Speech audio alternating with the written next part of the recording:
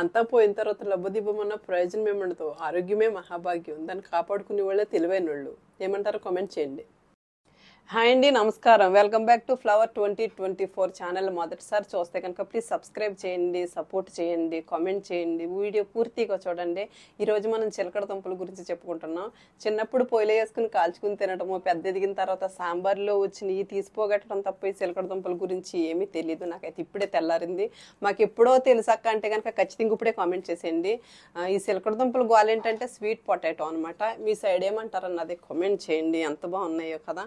ఈ స్వీట్ పొటాటోలో ఎన్ని పోషకాలు దాగున్నాయి అని అంటే vitamin A, vitamin B6, vitamin B12, vitamin C, vitamin D, magnesium, calcium, potassium, fibre ఇవన్నీ కూడా ఈ స్వీట్ పొటాటోలో దాగున్నాయి అనమాట.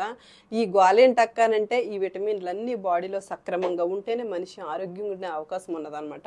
కాబట్టి విటమిన్లు లోపించినప్పుడు స్కిన్ డ్యామేజ్ అవ్వటము, పొడిబారిపోవటం, హెయిర్ ఊడిపోవటం, లేకపోతే కొన్ని బలహీనతలతో బయటపడటం ఉంటుందన్నమాట.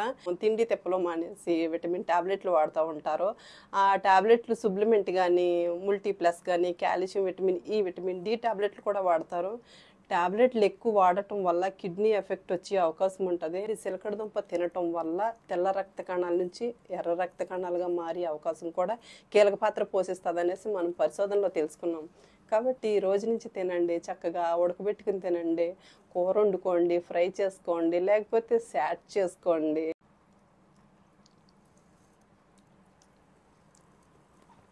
చూస్తే మీకు కూడా తినాలని ఉంది కదా, మరి తినండి. అంతా పోయిన తర్వాత లబదిబ్బమన్న ప్రయోజనం ఏముండదు అనమాట. ఆరోగ్యమే మహాభాగ్యం. అది ఉన్నప్పుడు కాపాడుకోవటం చాలా మంచిదనమాట. అది తెలివైన వాళ్ళు మాత్రమే చేయగలుగుతారు. సో వీడియో నచ్చితే లైక్ చేయండి, కుదిరితే కామెంట్ చేయండి, ప్లీజ్ సబ్స్క్రైబ్ చేయండి.